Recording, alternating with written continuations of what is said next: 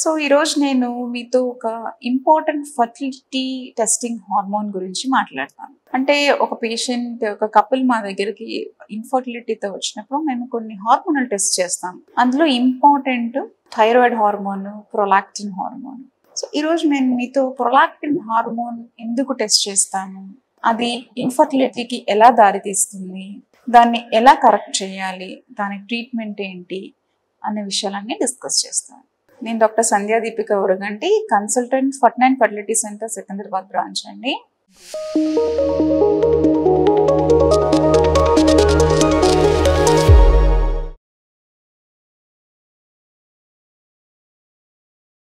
So ముందుగా ఒక patients మా దగ్గరికి వచ్చినప్పుడు ప్రొలాక్టిన్, థైరాయిడ్ ఇవన్నీ టెస్ట్ చేస్తాం. ఈ ప్రొలాక్టిన్ హార్మోన్ అనేది నార్మల్గా మన పిట్యూటరీ గ్రంథి నుంచి సీక్రెట్ అవుతుంది. ఇది అన్ని హార్మోన్స్ కంటే కొంచెం భిన్నమైన హార్మోన్. ఇది మామూలుగా అన్ని హార్మోన్స్కి రిలీజింగ్ హార్మోన్స్ అనేవి హైపోథాలమస్ అనే గ్రంథి నుంచి సీక్రెట్ అవుతాయి. కానీ ఈ హార్మోన్ మాత్రం డోపమిన్ అనే న్యూరో ట్రాన్స్మిటర్ హార్మోన్ యొక్క నెగటివ్ ఫీడ్బ్యాక్, అంటే అది తగ్గినప్పుడు ఇది పెరుగుతుంది అనమాట. సో అలా సీక్రెట్ అవుతుంది అనమాట ఈ ప్రొలాక్టిన్ అనే హార్మోన్. సో ఇది ఇన్ఫర్టిలిటీకి ఎలా దారి తీస్తుంది అంటే 3 రకాలుగా ఇది ప్రెగ్నెన్సీ రావడాన్ని ఎఫెక్ట్ చేస్తుంది. ఫస్ట్ది ఏమవుతుంది అంటే మన పిట్యూటరీ గ్రంథి నుంచి FSH, LH అనే హార్మోన్స్ సీక్రెట్ అవుతాయి. ఈ ప్రొలాక్టిన్ హార్మోన్ ఎప్పుడైతే ఎక్కువగా ఉన్నదో ఆ FSH, LH అనే హార్మోన్స్ సిక్రీషన్తో ప్రాబ్లమ్స్ వస్తాయి అన్నమాట. ఎప్పుడైతే ఈ హార్మోన్ సరిగ్గా సీక్రెట్ అవ్వలేదో ఎగ్ పెరిగి రిలీజ్ అయ్యే ప్రాసెస్లో ప్రాబ్లం వస్తుంది. సో యాన్ ఓవ్యులేషన్ అంటే ఎగ్ రిలీజ్ అవ్వకపోవడం అనేది జరుగుతుంది. అది ఫస్ట్ ప్రాబ్లం. నెక్స్ట్, ఎప్పుడైతే ఈ LH అనే హార్మోన్ సిక్రిషన్లో ఇబ్బంది వచ్చిందో ప్రొజెస్ట్రాన్ అనే ఒక ఇంపార్టెంట్ హార్మోన్, ప్రెగ్నెన్సీని సస్టైన్ చేసేది, ప్రెగ్నెన్సీని ప్రొటెక్ట్ చేసే హార్మోన్ ప్రొజెస్ట్రాన్, ఆ హార్మోన్ ప్రొడక్షన్లో డిఫెక్ట్ వస్తుంది అనమాట. అప్పుడు ఏమవుతుంది, ఈ ప్రొజెస్ట్రాన్ హార్మోన్లో ఎప్పుడైతే డిఫెక్ట్ వచ్చిందో ఈ ఎంబ్రియో అంటే పిండం వచ్చి గర్భాశయంలో అతుక్కోవడంలోనే ప్రాబ్లం వస్తుంది. ఇంప్లాంటేషన్ డిఫెక్ట్స్ అనేవి వస్తాయి. ఓకే, ఇంప్లాంటేషన్ డిఫెక్ట్స్ కూడా జరిగింది. నెక్స్ట్ స్టెప్ ప్రెగ్నెన్సీ సస్టైన్ అవ్వడం అంటే కార్పస్ ల్యూటియం అనేది ఉంటుంది అనమాట. ఆ ఫార్మేషన్లో ప్రాబ్లం వస్తుంది ప్రొలాక్టిన్ హార్మోన్ ఎక్కువైనప్పుడు. సో ఆ రకంగా ప్రెగ్నెన్సీ ఒకవేళ అతుక్కున్నా అది సస్టైన్ అవ్వడం, ప్రొలాంగ్ అవ్వడంలో ప్రాబ్లం అయ్యి ఇన్ఫర్టిలిటీ సమస్యకు దారితీస్తుంది ఈ హార్మోన్.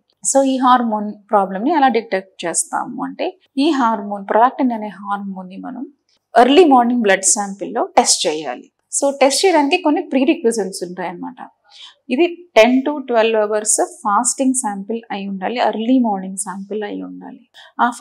ఆ ప్రయర్ డే బ్రెస్ట్ స్టిమ్యులేషన్ కానీ నిపుల్ స్టిమ్యులేషన్ కానీ చేయకుండా ఉండాలి.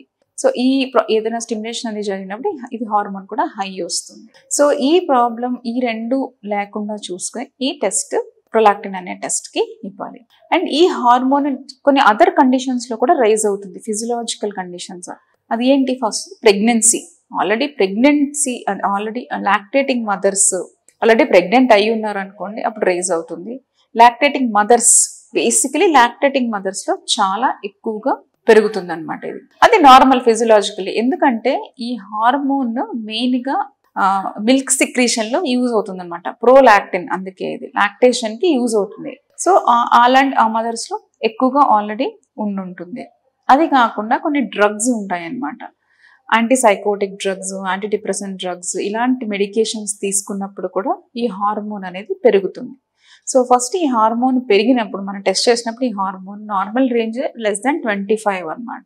25 కంటే పెరిగినప్పుడు పేషెంట్ ఈ డ్రగ్స్ ఏమైనా తీసుకుంటున్నారా, లేకపోతే ఏమైనా లాక్టేషన్ రీసెంట్గా బ్రెస్ట్ స్టిమ్యులేషన్ కానీ లాక్టేషన్ కానీ ఉందా, ఇవన్నీ కూడా మనం చెక్ చేసుకోవాల్సి ఉంటుంది.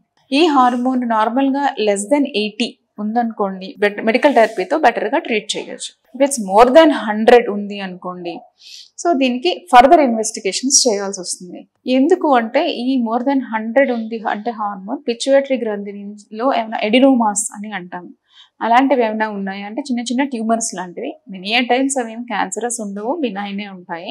సో అలాంటి ట్యూమర్స్ కోసం MRI స్కాన్ చేయడము, లేకపోతే ఏమైనా ప్రెషర్ డిఫెక్ట్స్ ఉన్నాయా లేదా చూడడము, ఆ ట్యూమర్ ఏమైనా కంప్రెషన్ సిండ్రోమ్స్ అవి కాజ్ చేస్తున్నాయా చూడడము, విజన్ డిఫికల్టీస్ ఏమైనా ఉన్నాయా, హెడేక్స్ అవి ఏమైనా ఉన్నాయి, ఇవన్నీ చూసుకోవాల్సి వస్తుంది.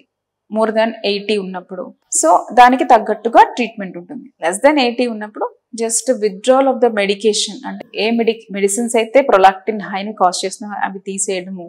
సో అవి తీసేసి నెక్స్ట్ ట్రీట్మెంట్ ఇవ్వాల్సి వస్తుంది. సో మెయిన్గా దీనికి ఒక టాబ్లెట్ ట్రీట్మెంట్ ఉంటుందండి. క్యాప్గోలిన్ అనే ఒక tablet 0.5 mg 2 weeks twice week ఇస్తాం అనమాట. అంటే వారానికి 2 సార్లు ఒక 5 నుంచి 6 వారాల వరకు ఇస్తే యూజువల్గా అవి నార్మల్ లెవెల్స్కి వచ్చేస్తాయి. ఎప్పుడైతే ఇది నార్మల్ లెవెల్కి వచ్చిందో కన్సెప్షన్ ఇన్ఫర్టిలిటీ రేట్ తగ్గి ఫర్టిలిటీ రేట్ పెరిగి వాళ్ళు కన్సీవ్ అయ్యే ఛాన్స్ ఉంటుందండి. ఇది ప్రొలాక్టిన్ హార్మోన్ యొక్క విశిష్టత ఇన్ఫర్టిలిటీ. Thank you.